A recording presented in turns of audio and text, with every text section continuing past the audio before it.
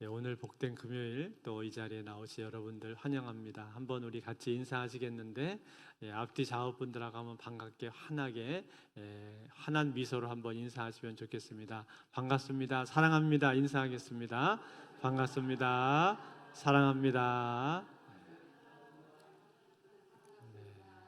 잘 오셨습니다. 오늘도 귀한 밤 하나님의 은혜의 밤 되실 수 있기를 바랍니다. 네, 하나님 말씀 같이 보시겠는데 열왕기 하 말씀 25장 22절로 26절 말씀 보시겠습니다. 열왕기 하 25장 22절부터 26절까지 구약 성경 607쪽에 있습니다. 열왕기 하 25장 22절부터 26절까지를 한 절씩 교독해서 읽겠습니다. 25장 22절부터입니다. 유다 땅에 머물러 있는 백성은 곧 바벨론 왕 느부갓네살이 남긴 자라. 왕이 사반의 손자 아이감의 아들 그달리아가 관할하게 하였더라.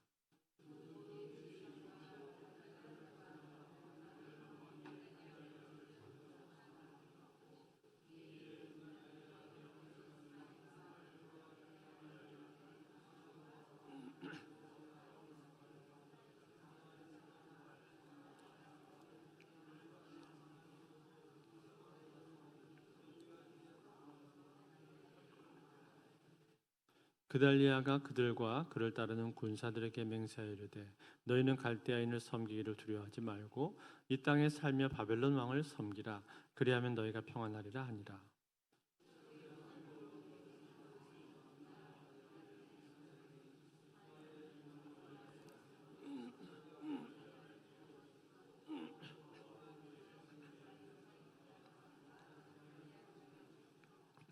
같이 읽겠습니다. 노소를 막론하고 백성과 군대 장관들이 다 일어나서 애굽으로 갔으니 이는 갈대아 사람을 두려워함이었더라. 아멘. 지난 시간에 예루살렘 성전이 불에 타서 무너지고 성벽이 헐리는 안타까운 모습을 우리가 함께 살펴보았습니다. 이 모습을 보면서 우리가 무엇을 알게 되었습니까? 이 세상에 영원한 것은 없다는 것이죠. 심지어는 그들이 그처럼 자부심을 가지고 의지했었던 성전조차도 그들의 안위를 영원토록 지켜줄 수는 없다라는 겁니다. 즉 이 세상에 영원하고 불변한 기초는 없다는 겁니다. 하나님 외에는, 하나님 한 분 외에는 이 세상 모든 것들은 다 불완전하고 또 일시적이고 언제든지 무너져 내릴 수 있다라는 거죠. 때문에 우리는 인생을 살면서 무엇을 의지해야 됩니까? 오직 하나님 한 분만을 의지해야 할 줄로 믿습니다. 하나님 한 분만 의지하고 하나님만이 영원한 나의 반석이다라는 이 사실을 분명히 알자라고 지난주에 같이 우리가 적용해 보았습니다. 자, 그리고 나서 이제 오늘 본문에 나오는 내용은 무엇인가 하니 유다가 멸망한 뒤의 역사입니다. 즉 예루살렘 성에 남아 있는 사람들이 있었는데 그 남아 있는 사람들은 어떻게 되었는가? 그 멸망 후의 역사에 대해서 오늘 간략하게 기록을 해주고 있습니다. 오늘 22절에 보니까 이렇게 말씀을 했어요.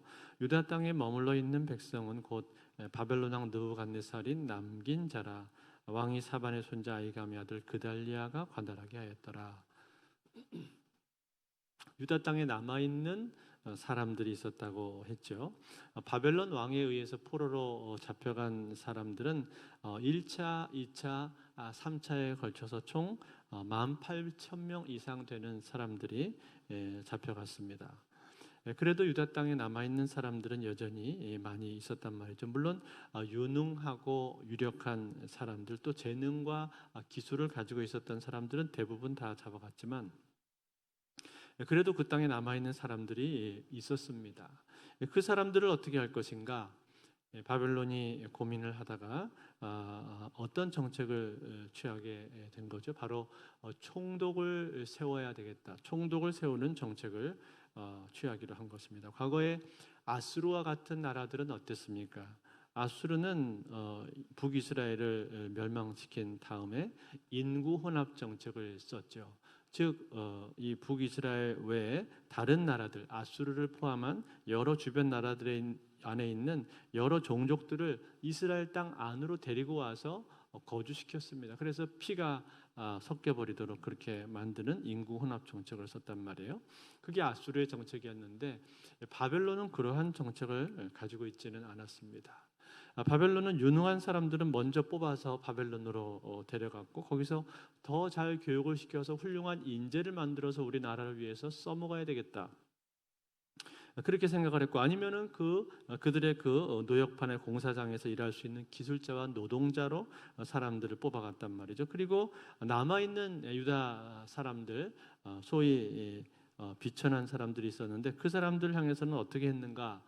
총독을 세우는 것으로 했습니다. 즉 유다 백성들 중에서 바벨론에 대해서 친화적이고 문제를 일으키지 않을 만한 그런 사람들 중에 유다 백성들에게 리더십을 행사할 수 있을 만한 사람을 뽑아서 세운 것이죠.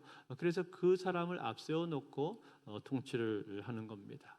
그렇게 해서 세워진 사람이 누굽니까? 여기 본문에 나오는 사람 그달리아입니다. 그달리아. 여기 열왕기 하에서는 그달리아라고 되어 있는데 같은 내용을 다루고 있는 예레미야에 보면은 그다랴라고 기록이 되어 있습니다. 사실 같은 사람이죠.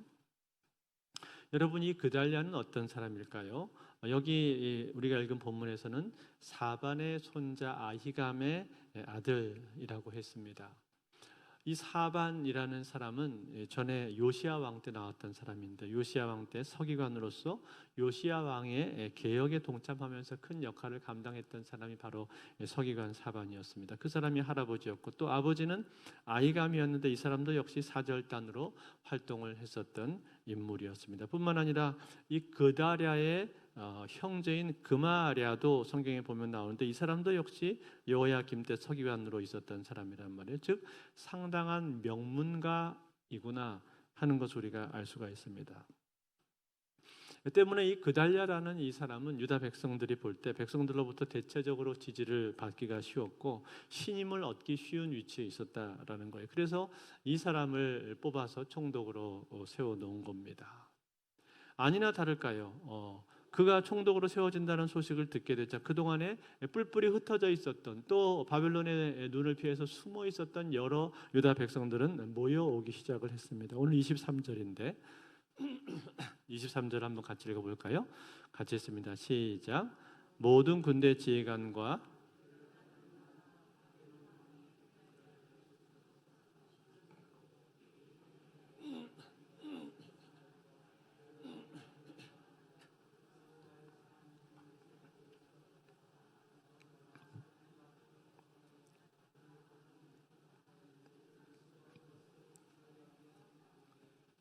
자 여기 보니까 미스바로 갔다 그렇게 말했는데 이것은 이 그달랴가 유다의 수도를 미스바로 지금 바꾼 것이죠. 왜냐하면 예루살렘 성이 다 불타서 무너져 내렸고 폐허가 되었기 때문에 수도를 바꾼 것입니다. 이 미스바로 사람들이 몰려왔습니다. 그 중에 누가 있었습니까? 오늘 거기 나오는 이름들이 이스마엘이 있었고 요하난이 있었고 그 다음에 스라야가 있었고 야시니아가 있었다고 말합니다. 여러분 이 사람들은요 한 개인이라기보다는 일종의 지휘관들입니다. 지휘관들 즉 병사들이나 무리들을 거느리고 있는 장군들인데 이 사람들이 지금 그달랴에게 몰려왔다라는 거예요. 그걸 볼 때 아하 이 그달랴라는 사람은 역시 상당한 덕망이 있는 사람이었구나 사람들로부터 신임을 얻은 사람이었구나 하는 것을 우리가 알 수가 있는 거죠. 보통 우리도 한 나라도 그렇고 어떤 공동체든 지도자가 세워졌는데 그 지도자가 덕망이 있고 포용력이 넓은 사람이 세워지게 되면 어떻습니까? 주변 사람들이 몰려오잖아요. 떠났던 사람들도 오지 않습니까? 마치 그것처럼 사람들이 지금 그달랴에게 오기 시작을 했다는 거예요. 아마도 상당한 기대감을 가지고 그달랴에게 왔겠죠. 그런데 사람들이 몰려왔을 때 그때 그달랴가 그 무리들을 향해서 뭐라고 말을 합니까? 그달랴가 했던 말 중에 가장 중요한 말이 24절에 나오는 말입니다. 24절도 같이 읽겠습니다. 시작. 그달랴가 그들과 그를 따르는 군사들에게 맹세하여 이르되 너희는 갈대아인을 섬기기를 두려워하지 말고 이 땅에 살며 바벨론 왕을 섬기라. 그리하면 너희가 평안하리라 하니라. 자, 뭐라고 말한 거예요? 이제 우리나라는 바벨론의 속국이 되었다라는 거죠.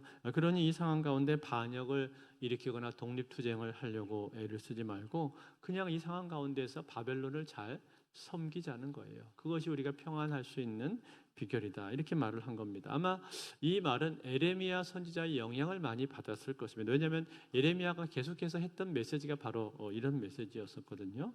즉 너희는 바벨론에게 저항하려고 하지 말고 순순히 포로로 잡혀가라. 그리고 그 나라를 잘 섬겨라. 그러면 언젠가 때가 되면은 70년이 되었을 때 때가 차게 되면은 내가 너희를 다시금 이곳으로 돌아오게 하겠다. 이것이 하나님께서 예레미야 선지자를 통해서 주신 메시지였습니다. 그것을 예레미야가 계속해서 반복해서 말을 했었는데 아마 이 예레미야 선지자의 메시지의 영향을 받았던 것 같아요. 그래서 이 그달랴는 이런 말을 하고 있는 겁니다. 그런데 여러분 문제는 무엇입니까? 문제는 여기 모여 있는 이 백성들 중에는 이 메시지를 듣고 그래. 우리 지도자가 저렇게 말하니까 우리는 그렇게 하면 되겠구나 라고 그렇게 생각을 하는 사람들도 있지만 반면에 어떤 사람들은 이 메시지에서 반감을 갖는 사람들도 있다라는 거예요. 즉 친바벨론 성향을 가진 사람들은 이 메시지에 대해서 수긍을 하지만 반대로 친애굽 성향을 가진 사람들은 이 메시지를 별로 좋아하지를 않는 거예요. 아니 지금 우리에게 용기를 북돋아주고 싸울 수 있는 의지를 불태우는 메시지를 해도 시원찮은 판국에 지금 무슨 소리를 하는 거야? 저런 사람이 지도자로 세워져서 어떻게 우리 유다가 독립을 할 수가 있겠어? 그러면서 불만을 품은 것이죠. 그 중에 한 사람이 누구였습니까? 여기 나오는 이스마엘이라는 사람이에요. 이스마엘. 이 사람은 이삭과 이스마엘 할 때 그 이스마엘이 아니고 다른 이스마엘입니다. 이 사람 이스마엘은 친애굽파 사람이었는데 도무지 이 그달랴가 마음에 들지가 않는 거죠. 그래서 어떻게 합니까? 저자를 제거해야 되겠다라는 마음속에 계획을 갖게 됩니다. 그래서 이것을 실행을 시키는데 여기 열왕기하에서는 간단히 한두 절로만 기록이 되어 있습니다만 자세한 내용은 어디에 있냐면 예레미야서에 자세히 기록되어 있습니다. 여러분 이 신약과 구약 사이의 중간기 그리고 구약의 이스라엘이 멸망한 다음에 유다가 멸망한 다음에 포로 시대, 포로 귀환 시대는 역사서에 기록이 많이 나와 있지만 포로 시대에 대한 내용, 멸망 이후의 내용은 사실은 구약의 역사서에 기록이 별로 없습니다. 그런데 참 놀랍게도 그 포로 시대, 포로로 잡혀가 있는 시대의 역사는 어디에 기록되어 있는가 하니 선지서에 기록이 되어 있어요. 예레미야서에 기록이 되어 있습니다. 예레미야 선지자가 기록한 내용 중에 역사 내용이 많단 말이에요. 그 중에 오늘 예레미야 40장에 보면은 그 내용이 있는데 40장 13절하고 14절을 보면 이렇게 나옵니다. 가레아의 아들 요하난과 들에 있던 모든 군 지휘관들이 미스바에 사는 그달랴에게 이르러 그에게 이르되 암몬 자손의 왕 바알리스가 내 생명을 빼앗으려 하여 느다냐의 아들 이스마엘을 보낸 줄 네가 아느냐 하되 아히감의 아들 그달랴가 믿지 아니한지라. 자, 이게 무슨 말입니까? 여기 그 가레아의 아들 요하난, 이 요하난이 여러 군 지휘관들과 같이 그달랴를 찾아왔다고 되어 있죠. 요하난은 누구냐면 아까 그달랴를 찾아왔던 지휘관들 중에서 한 사람입니다. 비교적 큰 세력을 거느리고 있었던 지휘관이었는데 이 사람이 지금 그달랴에서 그달랴한테 그 밑에서 참모 역할을 하고 있었는데 어느 날 한 첩보를 입수하게 되었다라는 거예요. 어떤 첩보입니까? 저 느다냐의 아들 이스마엘이 암살 음모를 꾸미고 있다라는 그러한 첩보를 그 사람이 입수하게 된 거예요. 저 암몬 왕 바알리스의 사주를 받아서 지금 이스마엘이 당신을 죽이려고 모함을 꾸미고 있습니다. 당신은 그것을 알고 있습니까? 라고 와서 물은 거죠. 만약에 모르고 있다면 지금 당장 당신은 대비를 해야 됩니다. 조심해야 됩니다. 지금 아주 위험한 상황입니다. 저들이 어느 순간에 갑자기 돌변해서 당신을 공격해 올지도 모릅니다. 그러니 조심하시고 차라리 나에게 말씀을 하셔서 내가 먼저 저자를 제거하면 어떻겠습니까? 라고 이렇게 와서 건의를 한 거죠. 이 요하난이. 그런데 이 건의를 이 지도자 그달랴가 들었단 말이에요. 근데 이 그달랴가 어떻게 합니까? 이렇게 말을 해요. 예레미야 40장 16절에 보면 그달랴의 말이 나오는데 한번 같이 보겠습니다. 40장 16절 같이 있습니다. 시작. 그러나 아히감의 아들 그달랴가 가레아의 아들 요하난에게 이르되 내가 이 일을 행하지 말 것이니라. 내가 이스마엘에 대하여 한 말은 진정이 아니니라 하니라. 자, 뭐라고 말했어요? 스톱. 그런 일 하지 마라. 그러면서 뭐라고 말했어요? 네가 이스마엘에 대해서 한 말은 진정이 아니니라. 그렇게 말했어요. 무슨 말이에요? 사실이 아니라는 얘기죠. 네가 지금 너무 오버해서 생각을 하고 있는 것 같은데, 너 지금 무슨 망상에 빠진 것 같은데, 정신 차려라 이거야. 너 지금 너무 오해를 하고 있는 것 아니냐? 그러니까 무슨 뜻이에요? 이스마엘 그런 사람 아니라는 거죠. 그렇게 말을 하면서 요하난이 했던 건의를 무시를 해버렸습니다. 그리고는 아무런 대비를 하지를 않은 거죠. 여러분, 그랬을 때 이 사건의 이 일의 결말이 어떻게 됩니까? 그만 암살을 당하고 맙니다. 참 안타깝게도 암살을 당해요. 예레미야 41장 1절과 2절에 나오는데 같이 읽겠습니다. 시작.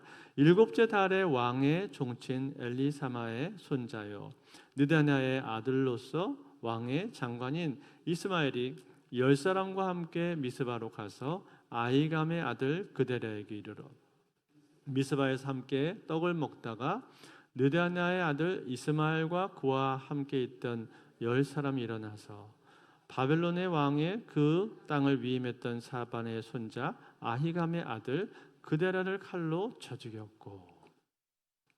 자, 어떻게 된 거예요? 같이 식사를 하고 있던 중에 일어난 일입니다. 같이 식사를 했다는 건 아주 상당히 가깝게 지냈다라는 거죠. 그러니까 이 이스마엘이라는 이 사람도 그데랴의 부관 중에 한 명이었었는데 굉장히 가까이 지냈던 부관이었던 것 같아요.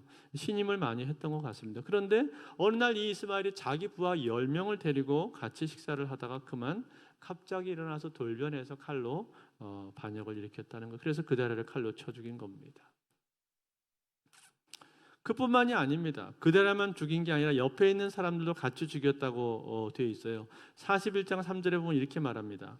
이스마엘이 또 미스바에서 그데랴와 함께 있던 모든 유다 사람과 거기 있던 갈대아 군사를 죽였더라. 옆에 서 있는 유다 사람들도 죽였고 그것도 부족해서 심지어는 갈대아 사람들, 바벨론 사람들도 거기 와 있었던 것 같은데 바벨론 사람들까지도 다 죽였단 말이에요. 그러니 얼마나 참 대담한 겁니까? 아마 이것은 철저하게 계획을 세워서 실행한 일인 거예요. 그렇지 않고서는 이렇게 할 수가 없는 거죠. 자기 부하들 중에서 제일 용맹스럽고 암살에 능한 사람 10명을 뽑아서 식사 자리에다가 배치를 해놓고는 순식간에 그다랴와 주변 사람들을 다 처리한 것입니다. 얼마나 쥐도새도 모르게 제거를 했던지 그 사람들이 죽고 나서 이틀이 지났는데도 이 사건에 대해서 아는 사람이 없었다 그렇게 말을 해주고 있습니다. 그러니 얼마나 참 철저하게 이 일을 시행한 겁니까? 자, 그런데 이 일이 있고 나서 또 어떤 일이 벌어졌는가 하니 어떤 사람들 80명이 세겜과 실로와 사마리아부터 와서 비천한 모양을 취하고 그달랴를 만나기 위해서 찾아오는 사람들이 있었습니다. 이 사람들은 어디서 왔을까요? 북이스라엘 쪽에서 온 사람들이에요. 세겜이나 사마리아 쪽에서 왔다고 했으니까 아마도 그달랴에게 우리를 좀 걷어주시고 우리도 당신의 백성으로 좀 삼아 주십시오. 이렇게 부탁하려고 찾아온 것 같습니다. 그런데 그데랴는 어떻게 됐어요? 이미 죽었지 않습니까? 그걸 모르는 상태에서 이 이스마엘이 이제 모든 일을 다 숨기고 우리가 당신들 그달랴에게로 안내해 주겠습니다라고는 속여놓고 가다가 중간에 갑자기 돌변해서 또 이 80명이나 되는 사람들 향해서 칼로 휘둘렀습니다. 그중에 딱 10명만 살려줬는데 이 10사람은 왜 살려줬어요? 자기들한테 숨겨둔 재산이 여기저기 많이 있는데 살려주면 그거 주겠습니다 하니까는 그 욕심에 이 사람 10명만 살려주고 나머지 70명은 다 죽여서 잔인하게 땅에 묻어버렸단 말이에요.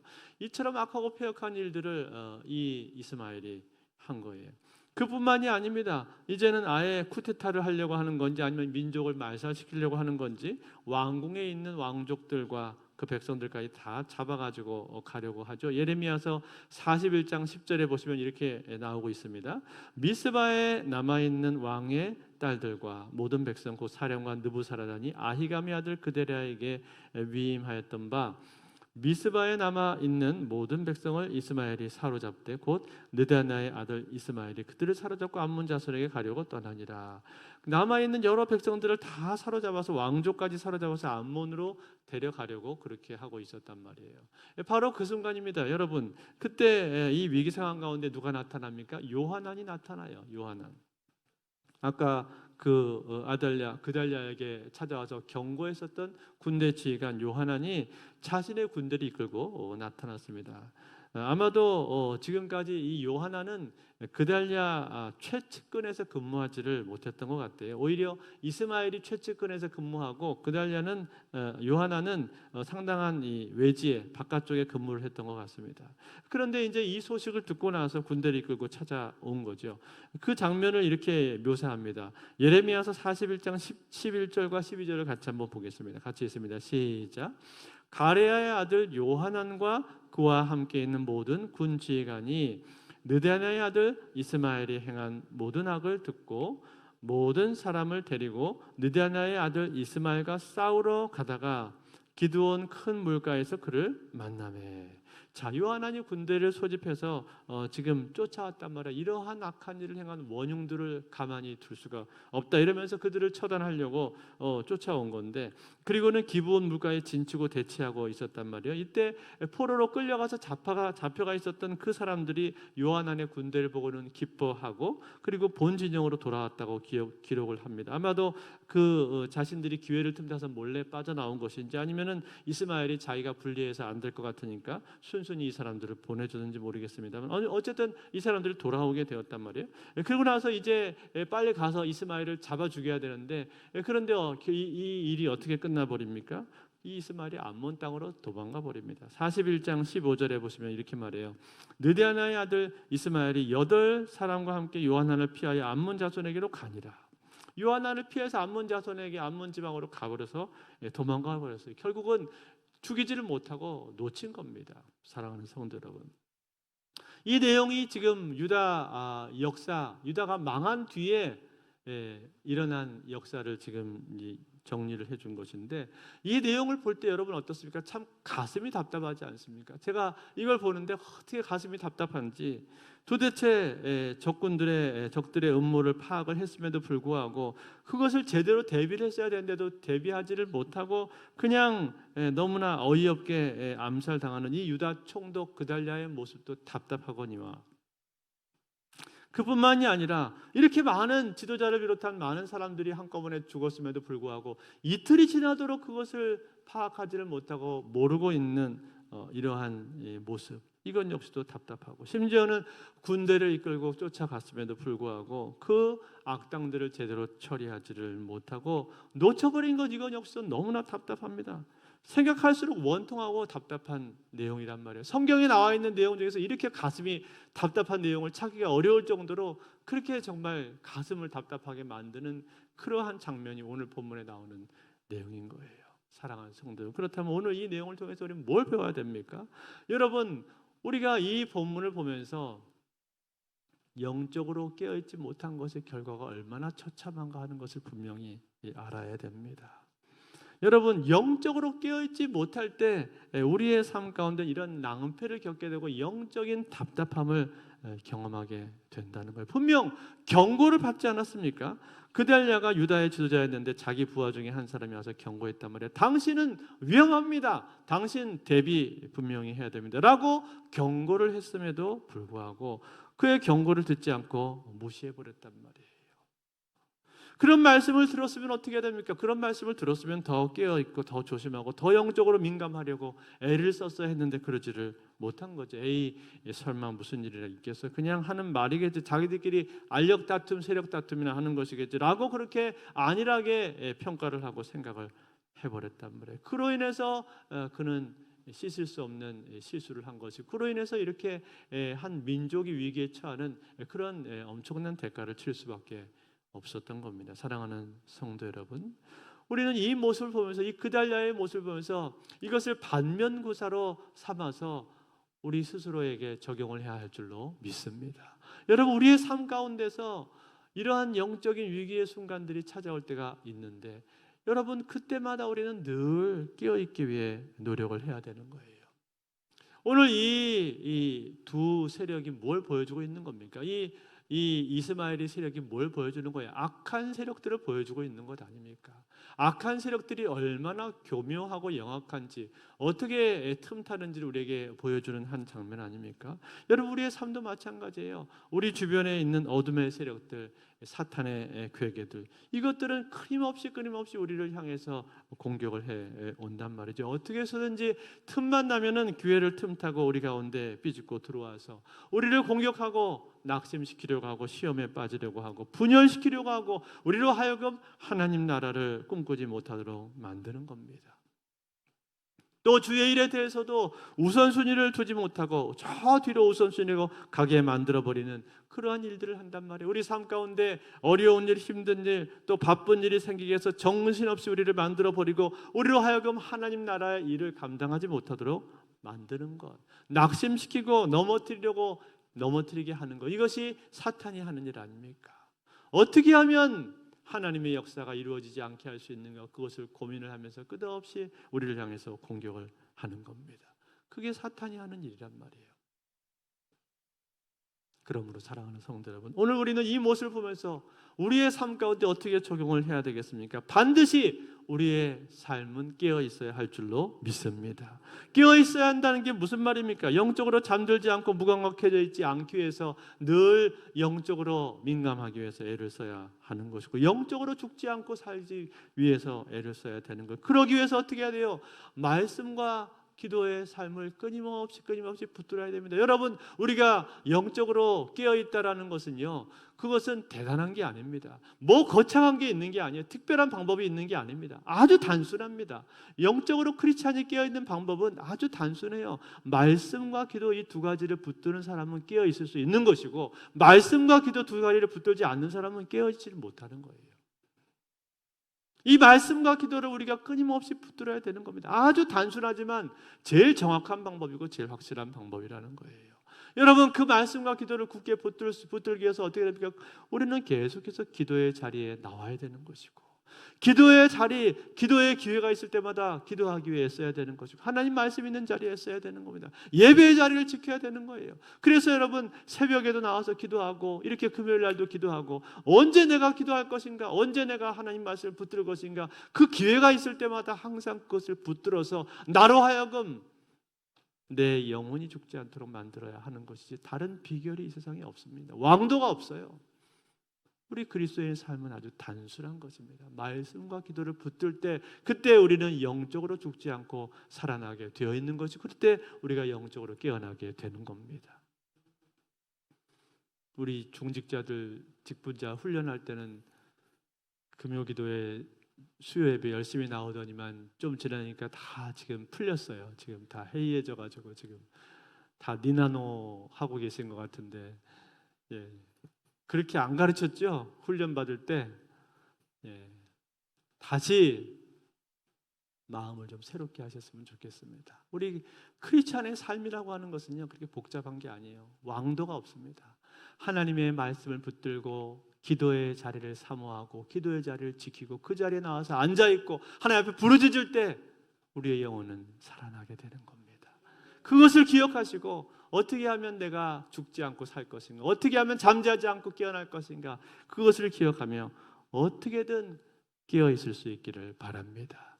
그렇게 깨어있을 때 우리는 영적으로 분별할 수 있는 것이고, 우리에게 다가오는 여러 가지 유혹들과 공격이 있을 때에도 우리가 거기에 넘어가지 않고 분별하면서 하나님 말씀대로, 하나님 뜻이 어디에 있는가, 하나님 기뻐하시는 것이 어디에 있는가, 그것을 찾아서 하나님 기뻐하시는 뜻대로 살아가게 될 줄로 믿습니다. 이 은혜가 오늘도 저와 여러분의 삶에 함께 하시기를 주의 이름으로 축원드립니다.